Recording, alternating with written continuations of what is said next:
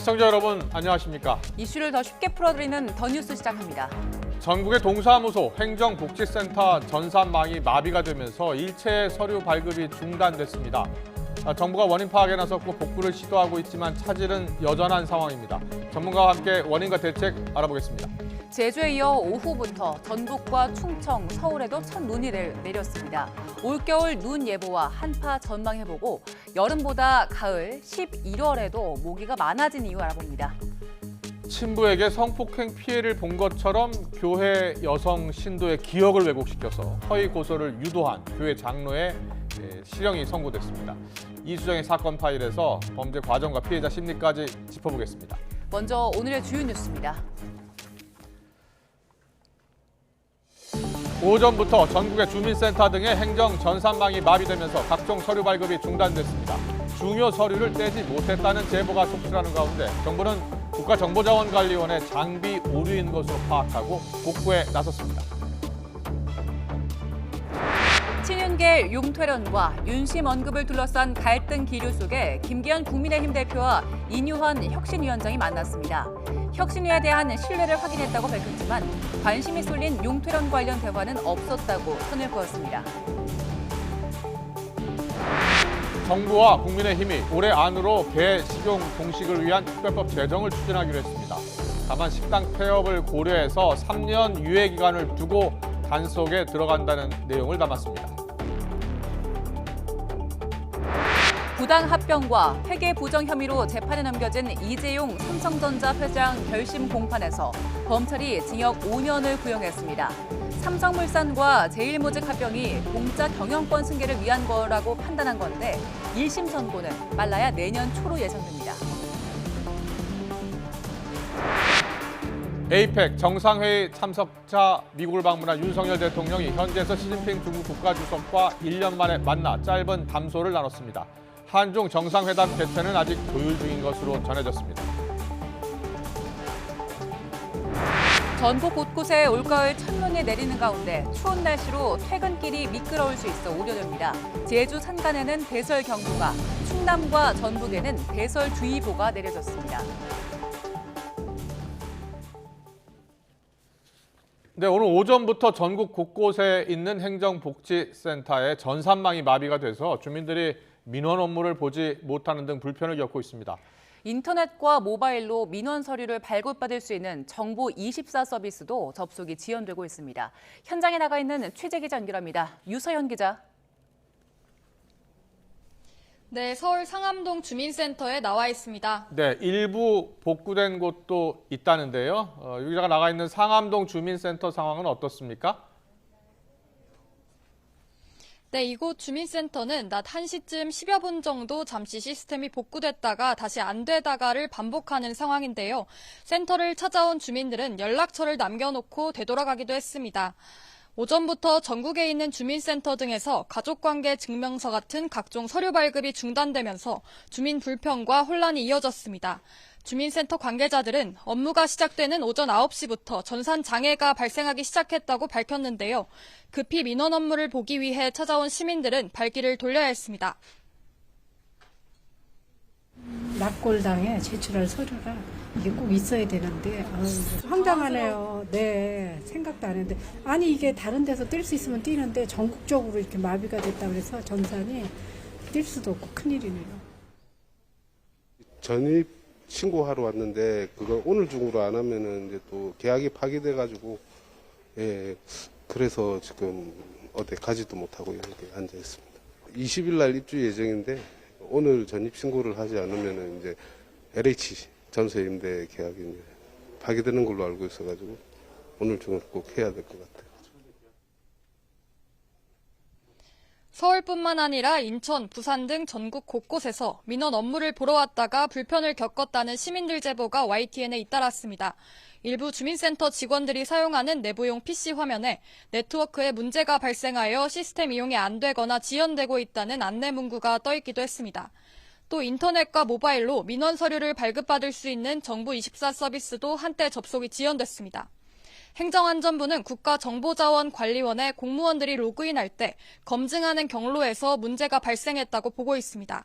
공무원용 인증서를 통해 로그인해야 하는데 인증서를 검증하는 기능에 장애가 생긴 겁니다. 행안부는 일단 서버보다는 네트워크 장비 오류로 보인다며 긴급 복구에 나섰고 정확한 원인을 조사하고 있습니다. 지금까지 서울 상암동 주민센터에서 YTN 유서연입니다. 네, 지금 들으신 것처럼 전국 곳곳에 있는 행정복지센터, 과거에 이제 동사무소, 읍면 동사무소를 말하는데요. 이곳의 전산망이 지금 완전히 마비가 돼서 큰 불편이 이어지고 있습니다. 네, 관련해서 문송천 카이스트 경영대학원 교수와 현재 상황 또 문제가 발생한 원인 짚어보겠습니다. 어서 오세요. 어서 오십시오. 안녕하십니까. 예, 문 교수님. 이 지금 행정복지센터, 그러니까 동사무소에서 우리가 보통 서류 발급 받잖아요. 지금 전산망이 다 다운됐다는 겁니다. 예. 이게 지금 어떤 상황인 것 같습니까? 사실 전산망, 행정전산망이 예. 한두 개가 아닙니다. 예. 그래서 이런 민원인들이 띄는 서류망이 있고 또 공무원들이 쓰는 망이 있고 또 지자체, 정부 부처 공무원이 아니라 지자체 공무원이 쓰는 망이 있고 네. 온갖 이게 한마디로 그냥 잡동사니로 여러 개가 있다 보니까 아, 어디서 문제가 터졌는지를 지금 이제 규명을 했습니다만 네. 그 원인을 파악 못하고 있지 않습니까? 아, 지금 장비 예. 문제라는 것도 나오고 있는데 예, 예. 라우터 장비, 그 장비 하나의 네트워크 문제는 아니다. 장비 문제가 아니죠. 왜냐하면 장비는 이미 2중화, 3중화 해놓기 때문에 그렇군요. 한 군데서 문제 생기면 다른 데로 우회하니까. 그런데 장비 문제가 아니라 이건 결국 데이터 설계 문제인데 우리나라가 행정 전산 데이터를 이렇게 무심하게 처리한다고 하는 것은 이번 기회에 이제 네. 지적받아 마땅하는. 그러니까요. 지금 유 기자가 지적하는데 잠깐 복구됐다가 또 다시 다운됐다는 거예요? 그러니까 이거는 장비 문제가 아니고 예. 데이터라는 건 이렇습니다. 우리가 도로교통 지도가 있잖아요. 네. 그리고 그 GPS 도로교통 정보가 없으면 차가 못 가지요. 그렇죠. 뭐 자기가 아는 길만 가지. 그렇듯이 이 컴퓨터 안에 데이터 지도가 없으면 이런 문제가 터졌을 때 어디서 막혔는지를 모르죠. 아니, 데이터 지도가 그리고 없다는 게 지금 이해가 안 되네요. 예. 데이터 지도 없이 살아왔습니다. 이 우리나라가요? 정부 예. 우리나라 전체가. 그래서 특히 공공 데이터 부문이 그래서 특히 이 공공 데이터 부문의 가장 중차대한 역할을 하고 있는 행정안전부. 아. 행정안전부는 이 기회에 예. 환골 탈퇴해가지고 이 국민의 데이터를 과연 어떻게 다룰 것인가. 그러니까요. 예를 들어서 이런 게 있잖아요. 예. 왜 우리가 민원인이 돼가지고 우리가 국민의 한 사람인데 네. 왜 동행이 여기저기 돌아다니면서 발품 팔고 손풀 밝게 하면서 서류를 띄게 합니까? 아. 서류 띄는 나라는 전 세계 한국밖에 없다. 이게. 정부 24 민원 서비스에서 뗄 수 있긴 하던데. 아니 예. 물론 뗄 수 있어요. 근데 왜 저로 하여금 띄게 하고 누구로 하여금 직접 띄게 하냐면 주민번호가 가장 민감한 개인정보라 아. 그건 공무원도 못 건드려요. 예. 본인이 띄우셔서 제출하면 내가 처리해야 되겠습니다. 이게 이제 순서거든요. 그렇습니다. 예. 그러나 제가 외국에서 많은 나라에서 살아봤고 예. 특히 영국에서 이제 대학교 생활을 오래 하면서 영국에 보면 제가 영국 주민증도 제가 가지고 있어요. 네, 말씀하세요. 이중국적은 예. 아니고 예.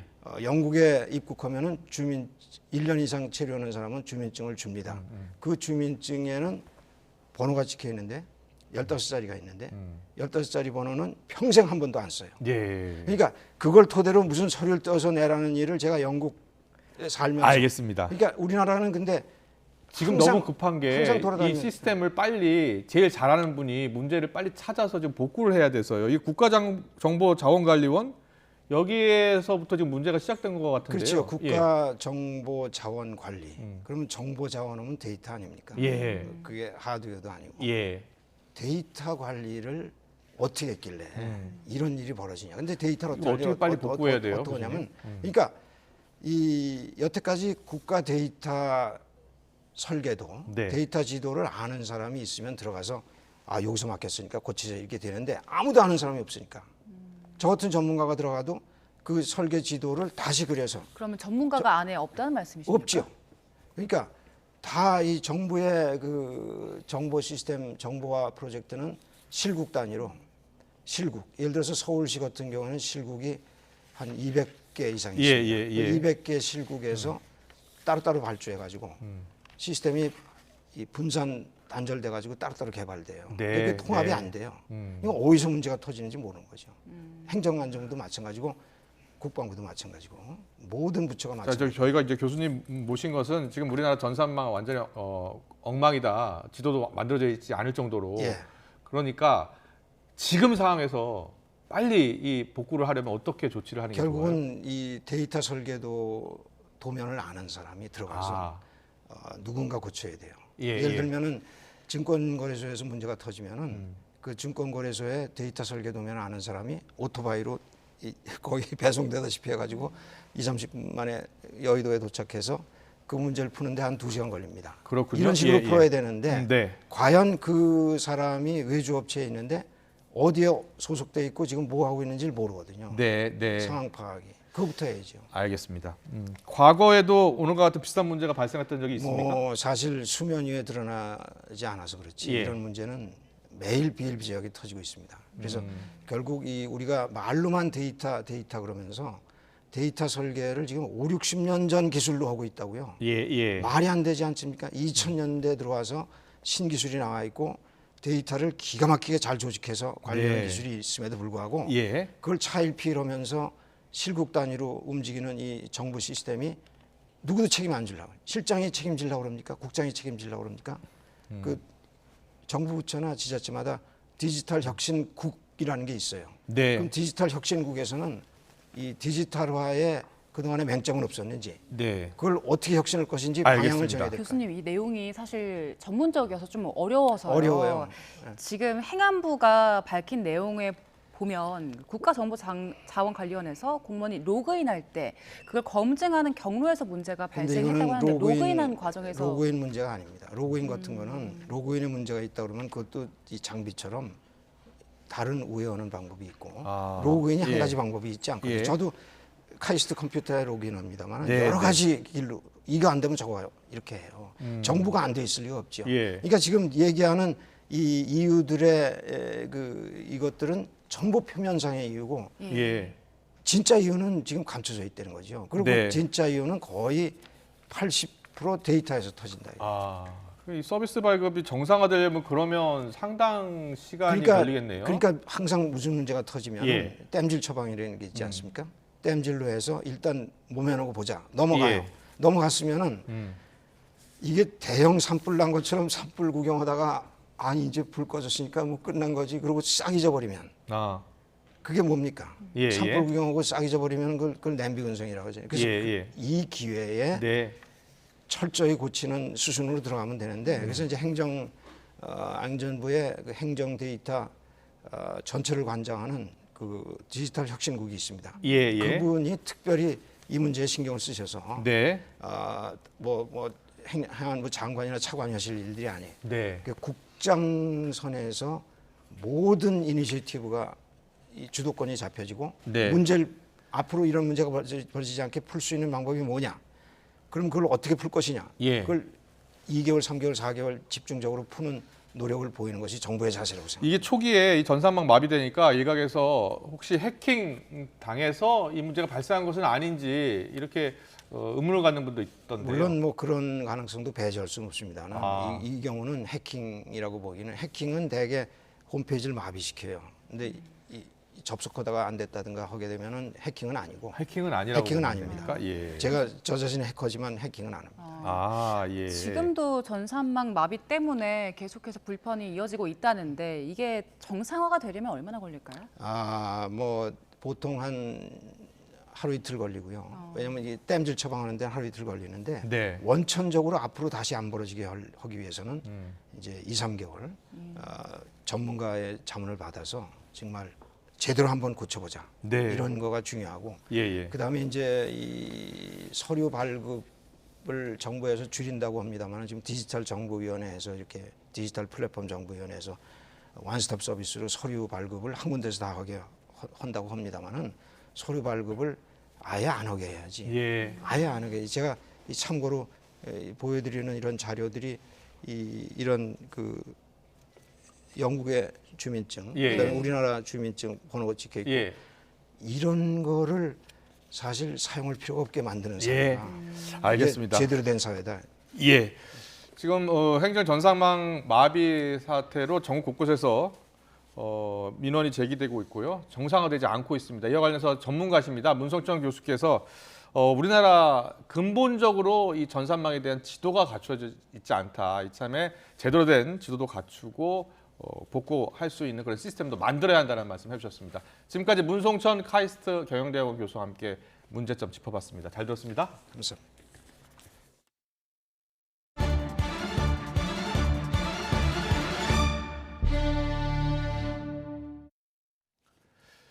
최근 인적 쇄신 요구를 두고 신경전을 벌였던 국민의힘 김기현 대표와 인요한 혁신위원장이 회동을 통해서 혁신위 활동에 대한 신뢰를 확인했다고 밝혔습니다. 다만 갈등의 불씨였던 용태론 관련 언급은 없었고 인 위원장은 쓴소리를 계속하겠다면서 제한 관철에 대한 의지를 에둘러 내비치기도 했습니다. 어떤 이야기들이 오갔는지 국회 취재기자 연결해 알아보겠습니다. 박광열 기자. 네, 국회입니다. 여당 대표와 혁신위원장 신경전이 대단했습니다. 그동안. 만남은 성사됐는데요. 어떤 말들이 오갔습니까?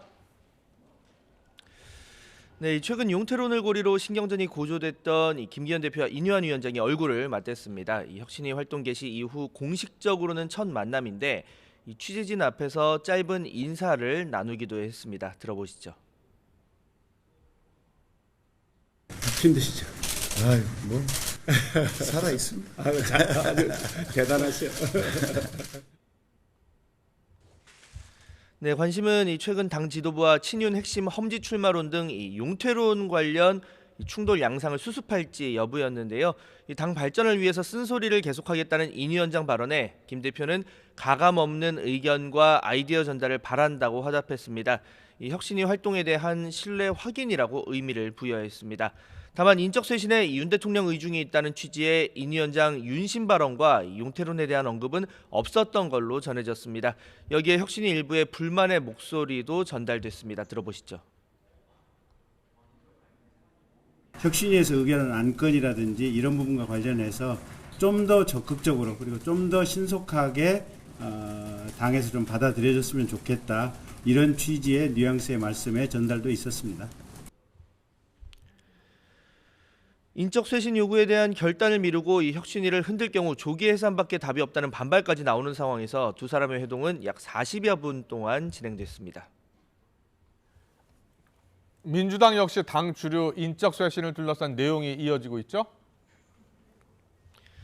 네, 그렇습니다. 그동안 개별적으로 목소리를 내오던 대표적 비명계 4인방이 공식 모임을 꾸리고 세력화에 나섰습니다. 이재명 방탄과 이 강성 팬덤 정치 개딸과의 이 결별을 촉구하며 친명 주류의 대립각을 세운 건데요. 이 탈당 가능성에 대해서는 논의하지 않았다고 답했지만 자신들의 요구가 받아들여지지 않는다면 다른 선택을 할 수 있다며 여지를 남기기도 했습니다. 이 대표 험지 출마 요구 등 기득권 내려놓기 압박 강도도 높일 기세인데 이 대표는 여전히 말을 아끼고 있습니다. 대신 친명계를 중심으로 이 탈당을 위한 준비 단계라거나 이 먹물들의 탁상 공론일 뿐이라는 맞대응도 나오고 있습니다. 또 내년 총선에서 이재명 대표의 역할론 등을 부각하며 이 공세에 밀리지 않겠다는 뜻도 분명히 했습니다. 본격적인 총선 체제를 앞두고 비명계가 세력화에 나선 가운데 지도부 험지 출마 등을 둘러싼 갈등은 쉽사리 사그라지지 않을 거란 전망이 나옵니다. 지금까지 국회에서 YTN 박국렬입니다. 정부와 여당이 개 식용 종식을 위해 식용견 사육과 도살, 유통, 판매를 금지하는 특별법을 올해 안에 제정하고 3년 유예 기간을 거쳐서 오는 2027년부터 단속하는 방안을 추진하기로 했습니다. 국민의힘 유의동 정책위 의장은 국회에서 열린 개식용 종식을 위한 민당정 협의회를 마친 뒤에 이 같은 내용의 추진 방안을 발표했습니다. 또 축산법상 가축에서 개를 제외해 식용으로 키울 수 없도록 하고 특별법 공포 즉시 식용개 사육 농가와 도축 유통업체 식당 등이 지자체 신고와 함께 개식용 종식 이행 계획서를 제출하게 하겠다고 덧붙였습니다. 당정은 이와 함께 모든 동물 진료비를 공개하고 동물 병원마다 다른 진료 절차를 표준화하는 등 동물 의료 체계 개선 방안도 내놨습니다. 동물 의료 사고에 대비해서 분쟁 조정 지원 체계를 마련하고 단계적으로 반려동물 원격 의료 도입도 추진하기로 했습니다. 검찰이 삼성그룹 부당합병과 회계 부정 혐의로 기소된 이재용 삼성전자 회장에게 징역 5년에 벌금 5억 원을 구형했습니다. 서울중앙지방법원에서 열린 자본시장법 위반 등의 혐의 결심 공판에서 검찰은 이 회장이 범행을 부인하는 점, 실질적 이익이 귀속된 점을 고려해서 이같이 선고해달라고 재판부에 요청했습니다. 또 함께 기소된 삼성 미래전략실 최재성 전 실장과 김종중 전 전략팀장에게는 징역 4년 6개월과 벌금 5억 원을, 또 장충기 전 미래전략실 차장에게는 징역 3년과 벌금 1억 원을 각각 구형했습니다. 검찰은 그룹 총수 승계를 위해서 자본시장의 근간을 훼손한 사건이라며 삼성은 이 과정에서 각종 위법 행위가 동원된 말 그대로 삼성식 반칙의 초격차를 보여줬다고 비판했습니다. 이 회장 등은 그룹 지배력을 강화하고 경영권 안정적 승계를 위해 삼성물산과 제일모직 합병 과정에서 불법 행위를 한 혐의로 지난 2020년 8월 기소됐습니다.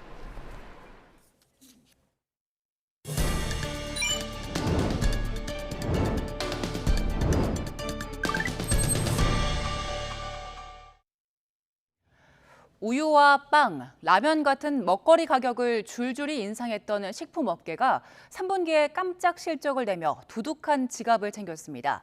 국제 곡물 가격은 최대 50%나 떨어졌는데 인하된 가격을 반영하지 않거나 오히려 용량을 줄여 파는 꼼수 인상으로 고물가를 부채질한다는 비판도 나옵니다.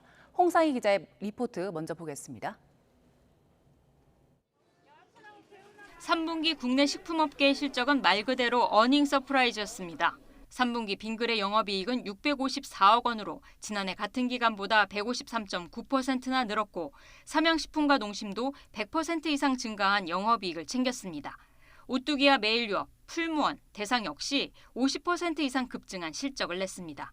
글로벌 경제 위기 속 호실적을 만들어냈지만 이들을 바라보는 소비자들의 시선은 곱지 않습니다.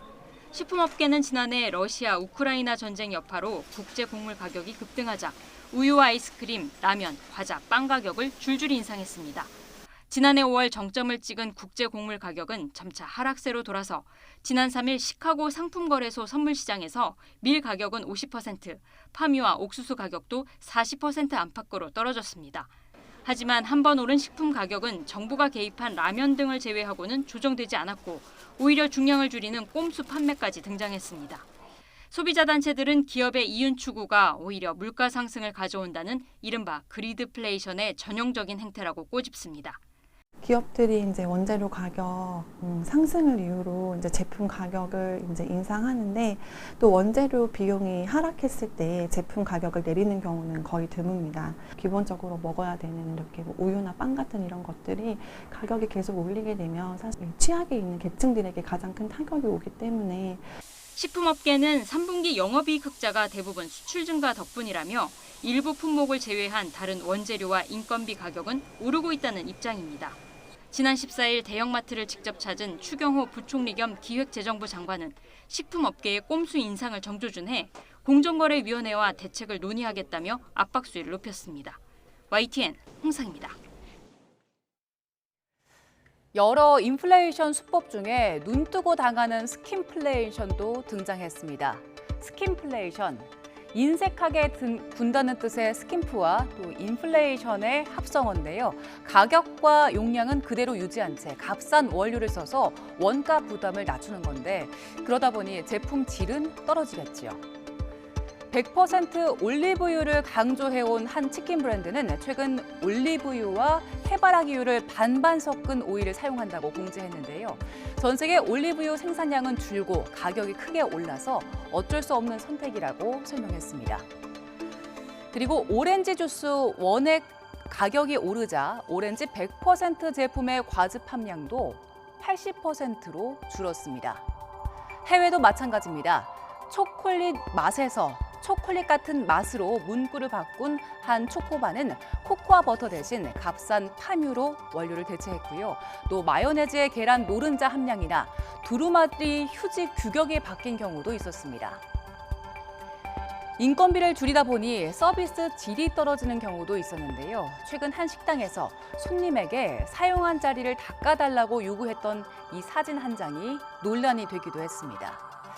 원료가 바뀐 것을 명확하게 알리지 않는다면 소비자들은 눈치채기가 어려운데요. 같은 값을 내고 이전보다 못한 제품을 구매해야 하는 거죠. 전문가들은 스킨플레이션이 가장 교묘한 꼼수라면서 소비자에게 변경 내용을 투명하게 알려야 한다고 강조합니다. 결국 물건 하나 집어들 때마다 더 꼼꼼히 살피는 수고로움도 소비자 몫이 되는데요. 스킨플레이션이 단기적으로는 기업의 이득이 될지 몰라도 결국 소비자들의 불신을 키울 수 있다는 걸 꼭 기억하기 바랍니다. 정부는 이 같은 스킨플레이션과 비슷하게 제품 가격은 올리지 않고 양을 줄여서 판매하는 이른바 슈링크플레이션 문제에 대해 본격적인 실태 조사에 착수했습니다. 취재 기자 연결합니다. 오인석 기자. 네, 오인석입니다. 네, 자세한 내용 전해주시죠. 네, 식품 물가가 치솟은 가운데 정부가 슈링크플레이션에 대해 본격적인 실태 조사에 나서기로 했습니다. 슈링크플레이션은 양을 줄인다는 뜻의 슈링크와 물가 상승을 뜻하는 인플레이션의 합성어로 가격은 그대로 두거나 올리면서 제품 용량을 줄이는 꼼수 인상을 의미합니다. 정부는 오늘 오전 김병환 기획재정부 1차관 주재로 부처별 물가 안정 대응 상황 점검 회의를 열었습니다.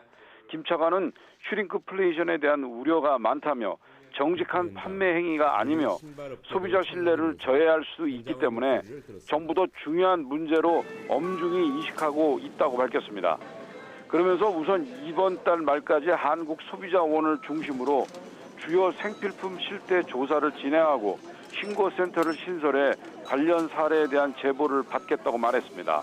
실태 조사를 바탕으로 소비자의 알 권리를 높일 수 있는 구체적인 방안을 조속히 마련해 나갈 계획이라고 강조했습니다. 앞서 지난 14일 추경호 경제부총리도 슈링크플레이션 논란에 대해 가격과 함량, 중량 표시가 정확히 돼야 하고 정확지 않으면 현행 법규에 따라 엄정하게 제재받아야 한다고 말했습니다. 정부는 이번 달부터 본격적으로 범부처 특별 물가 안정 체계를 가동하면서 현장을 점검하고 물가 안정에 총력을 기울이고 있지만 아직 물가 수준이 높고 중동 사태와 이상 기후 등 불확실성이 남아있는 상태입니다. 네, IMF는 올해 물가 상승률 전망치를 올렸는데 0.2%포인트를 올렸다고요?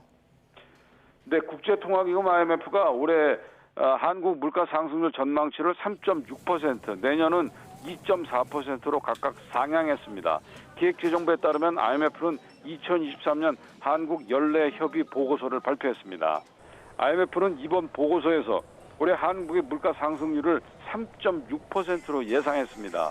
지난 10월 세계경제 전망에서 제시한 3.4%보다 0.2%포인트 높은 겁니다. 내년 물가 상승률 전망치도 최근 고유가 상황 등을 반영해 종전 2.3%에서 2.4%로 0.1%포인트 상향 조정했습니다. IMF는 물가 상승세가 지속적으로 둔화해서 내년 말에는 한국은행의 물가 안정 목표인 2%를 달성할 것으로 예상하면서 상당 기간 고금리 기조를 유지해야 한다고 권고했습니다. 물가 안정을 위해서는 섣부른 통화정책 완화는 지양해야 한다고 제언한 겁니다.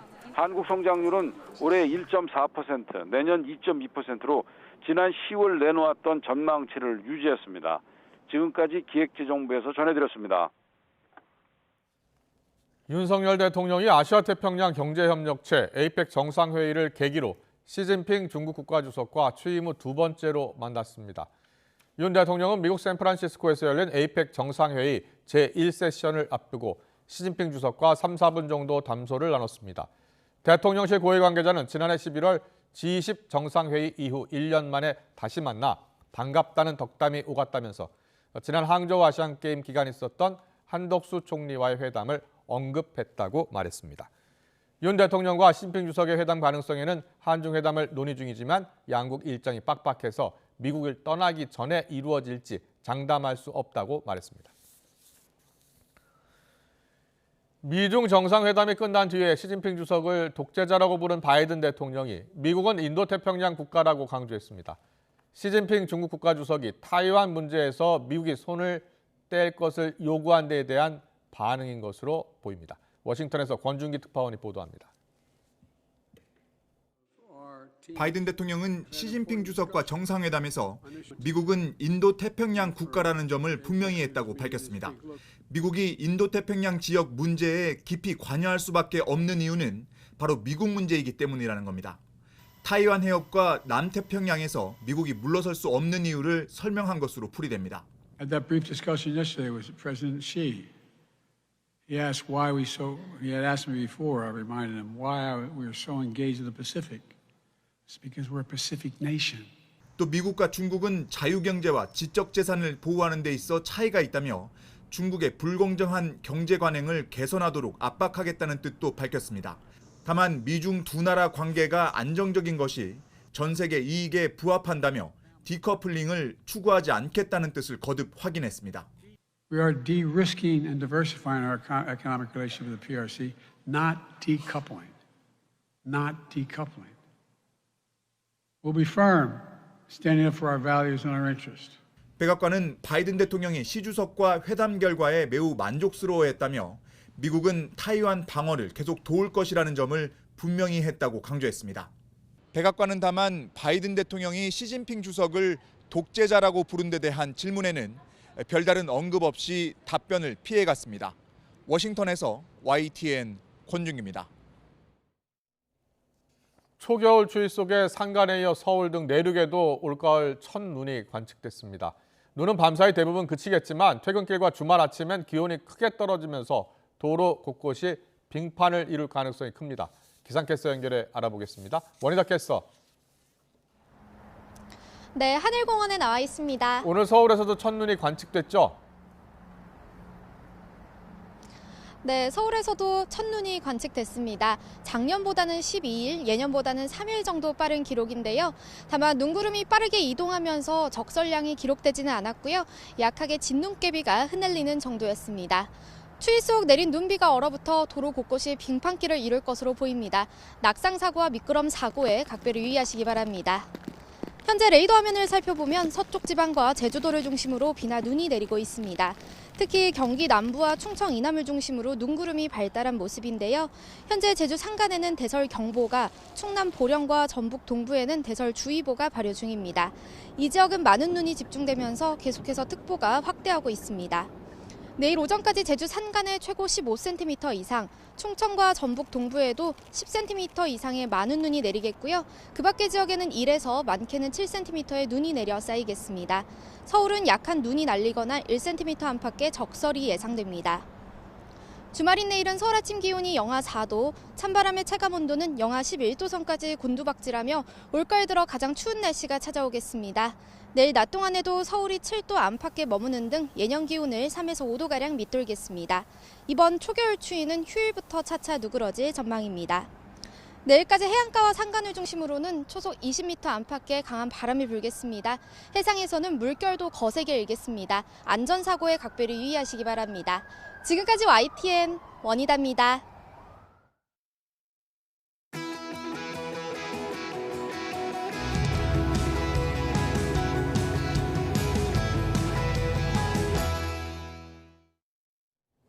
네, 계속해서 올 겨울 날씨 전망 자세히 알아보겠습니다. 네, 김진두 기상전환 전문 기자와 함께합니다. 어서 오세요. 어서 안녕하세요. 네, 오늘 전국에 첫눈이 내렸잖아요. 그렇습니다. 네, 지금 보고 계신 곳이 덕유산 설천봉 이 시각 장면입니다. 그렇습니다. 눈이 꽤 많이 왔나 봐요.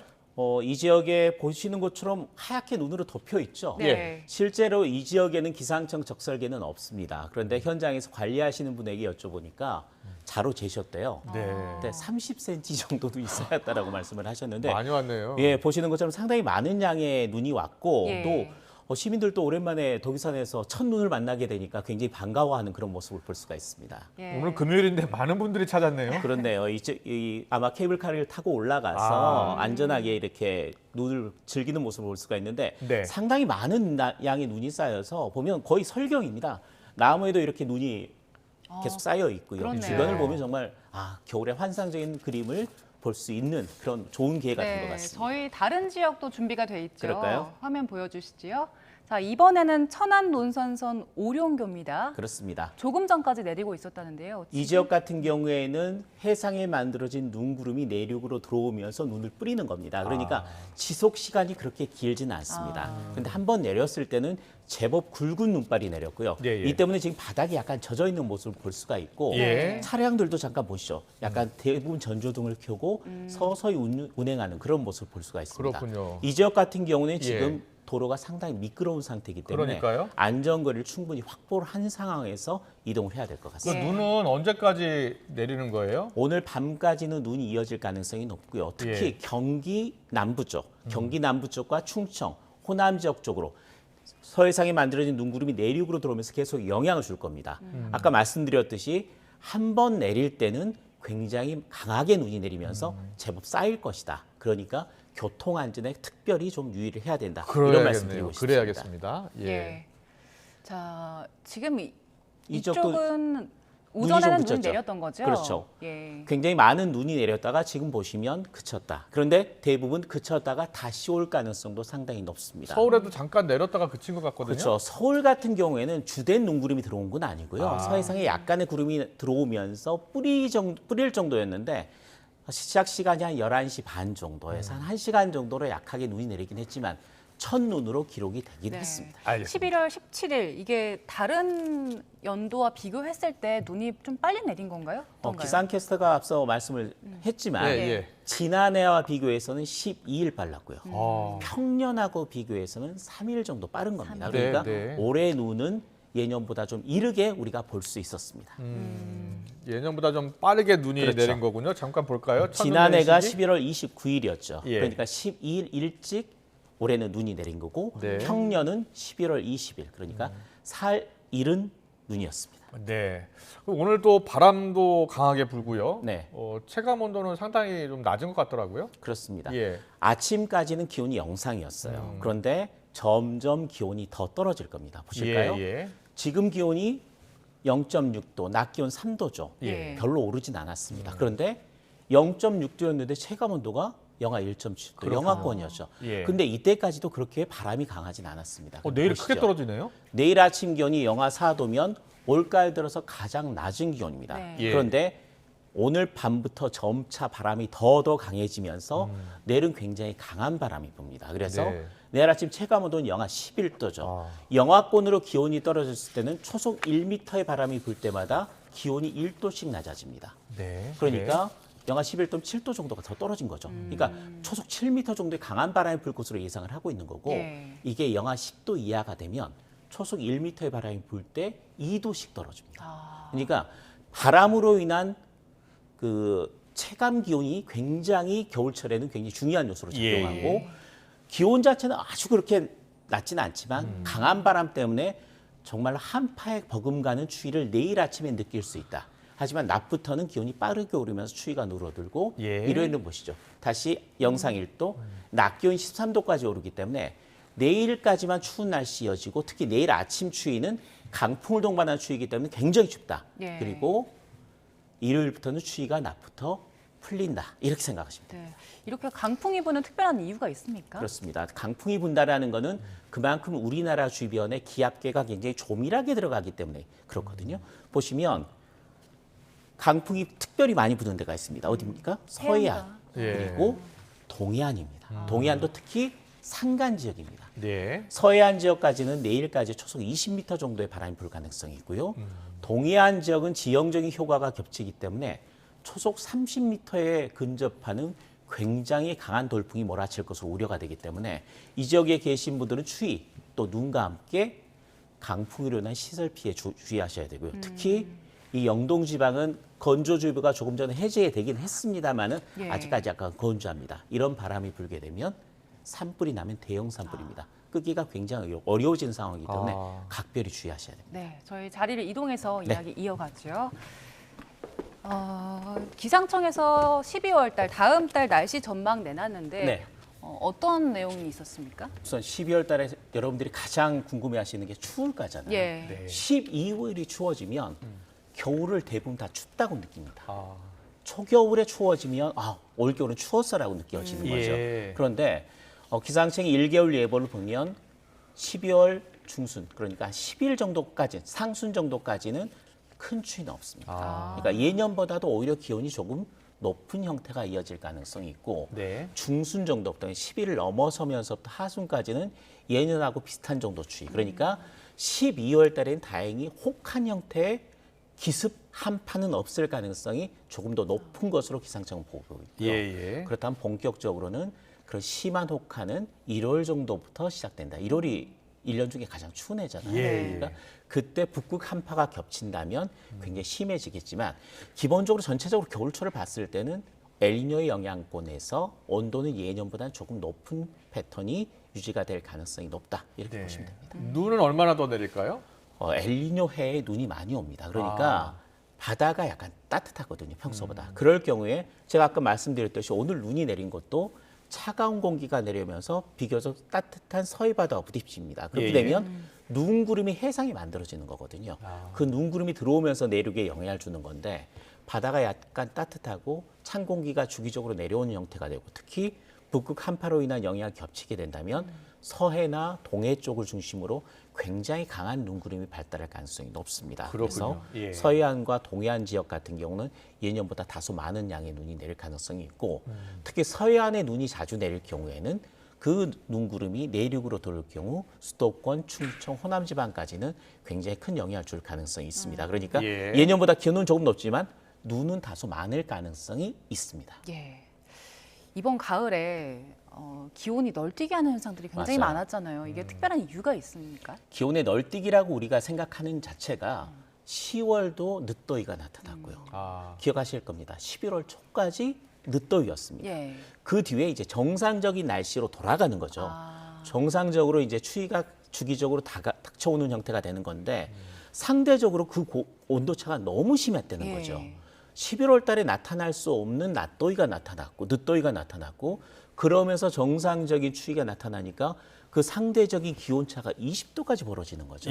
그 때문에 더 사람들이 너무 오르락내리락하는 날씨 같다라고 생각을 하시는 건데 결론적으로는 10월 늦더위와 11월 초까지 이어진 이례적인 늦더위가 이런 오락가락하는 날씨를 만든 주요 원인이라고 보시면 됩니다. 네.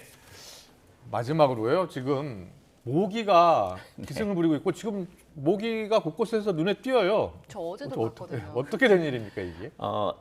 보통 서울시에서 모기를 실제로 채집을 하거든요. 그래서 예. 모기가 어느 정도 늘었는지 줄었는지 체크를 하는데 보시죠. 8월 달에 많고요. 9월 달에 조금 줄어들고 10월 달에 원래 더 줄어들어야 됩니다. 예. 기온 자체가 낮아지니까요. 가을로 네. 접어드니까. 그런데 10월 달에 오히려 늘었습니다. 그렇네요. 제가 아까 말씀드렸듯이 10월 달에 뭐가 나타났죠? 늦더위가 나타난 거죠. 늦더위가 나타났기 때문에 모기가 죽지 않고 살아남은 거죠. 예. 활동성도 좋아지는 거죠. 그래서 그리고 11월 초까지도 늦더위가 나타났잖아요. 네네. 그 영향이 나타나면서 아직까지 모기가 주변에 보이는 겁니다. 예. 근데 다행히 오늘 내일 날씨가 추워지고요. 네. 또 다음 주에도 그렇게 크게 온도가 올라가지 않는다면 모기의 습격에서부터는 점차 벗어날 수 있을 겁니다. 알겠습니다. 지금까지 김진두 기상재난 전문기자와 함께 알아봤습니다. 잘 들었습니다. 고맙습니다. 고맙습니다. 네, 이뇨한 국민의힘 혁신위원장이죠. 오늘 회의가 있었고요. 지금 회의 결과를 잠시 뒤에 발표할 예정입니다. 지금 회의장 모습 보고 계시죠? 네. 이번에는 4호 혁신안이 발표될 것 같아요.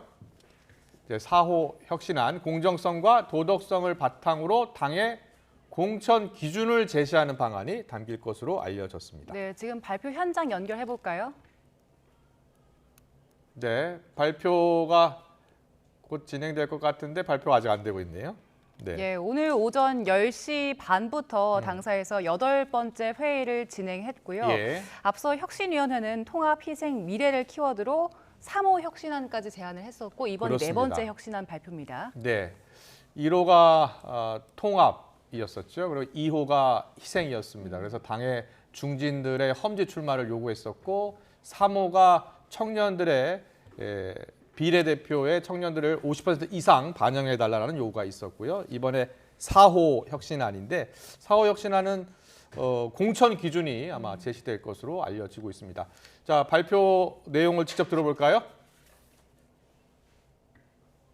자리에서 정할 것으로 계획을 했습니다. 지금 의원님께서 말씀해 주신 4호 혁신안이라고 볼 수 있을까요? 그 4호 혁신안이 앞서 어제 그 선거기획단에서 발표한 공천 배제 기준하고 거의 흡사해 보이는데 뭐 사전에 조율을 하셨거나 아니면은 좀 그 기획단에서 나온 공천 배제안을 바탕으로 해서 내놓으신 발표 아닌지 좀 알고 싶습니다. 사전에 조율된 내용은 아니고요. 저희 혁신위에서 안건을 논의를 한 내용이고 저희는 구체적인 내용은 방금 말씀드린 대로 공관위에 맡기는 것으로 하고 실질적으로 이런 아까 방금 혁신위원장님께서 말씀 주신 대로 국민 농업비에 맞는 도덕성을 제한해야 된다는 생각으로 제안을 한 것이고 그 기준에 대해서는 공관위에서 정하는 게 맞다라고 생각해서 이렇게 안을 내게 됐습니다. 그렇다면 어제 발표한 기획단에서 발표한 내용하고 지금과 거의 흡사하다고 보고 있는데 이 새로운 안이라고 새로운 혁신안이라고 볼 수 있을지 좀 의문이 네, 이뇨한 혁신위원장이요. 발표를 했다고 합니다. 지금 이뇨한 혁신위원장의 발표 내용을 지금 전해드리려고 하는데 방금 들으신 내용은 이소희 혁신위원이죠. 이소희 혁신위원의 기자들의 질의에 답하는 그러한 모습을 보셨습니다. 자, 지금 이뇨한 혁신위원장이 4호 혁신안 논의 결과를 잠깐 발표한 것 같거든요. 예. 네. 오늘 혁신위에는 당 원로죠. 김무성 전 새누리당 대표 그리고 이종찬 광복회장 등이 참석해서 초빙 강연을 했는데요. 일단 네. 김무성 전 대표는 혁신위원들과 만난 뒤에 대통령과 권력자 주변에 그 권력을 독점하고 향유하는 사람들이 온몸을 던져서 희생을 해야 한다 이렇게 강조를 했다고 합니다. 예. 그러면서 혁신위의 중요한 건 정당 민주주의고 또 정당 민주주의 요체는 공천권을 국민에게 돌려주는 것이다 이런 얘기를 했다고 하고요. 예, 4호 혁신안은 공천 기준 제시하는 방안이 담겼고요. 이뇨한 혁신위원장이 잠깐 발표를 했다고 합니다. 듣고 오겠습니다. 네, 안녕하세요. 이소희입니다. 오늘 혁신위는 두 가지 혁신안을 발표하고자 합니다. 이제 다친 국민의 마음을 치료하겠다는 생각으로 첫째, 상향식 공천을 통한 공정한 경쟁입니다. 대통령실 출신 인사도 예외가 없습니다. 똑같이 공정한 경선에 참여해야 합니다. 둘째, 엄격한 컷오프입니다. 첫 번째로 사회적 무리를 일으킨 자, 두 번째, 당의 명예를 실추시킨 자, 세 번째, 금고 이상의 정가자, 정부 공천 배제입니다. 이상 두 가지 안건을 제안합니다. 이상입니다. 네, 상향식 공천을 통해서 공정한 경쟁이 이루어질 수 있도록 내년 총선에서 공천 기준을 좀 다시 한번 다듬어 달라라는 제안이 있었습니다. 공정성과 도덕성을 특히 강조한 공천 기준안을 제시했고요. 예, 이런 기준안에 따라서 당 지도부가 이 혁신의 안을 놓고서 최종 결정을 할 것으로 보입니다. 예. 네, 관련 내용은 이어지는 뉴스 시간에 좀 더 자세히 전해드리겠습니다. 네, 더 뉴스 2부 잠시 뒤에 이어질 예정인데요. 친부에게 성폭행 피해를 본 것처럼 교회 여성 신도의 기억을 왜곡시켜서 허위 고소를 유도한 교회 장로의 실형이 선고됐습니다. 네, 잠시 뒤 이수정의 사건 파일에서 범죄 과정과 피해자의 심리까지 자세하게 알아보겠습니다.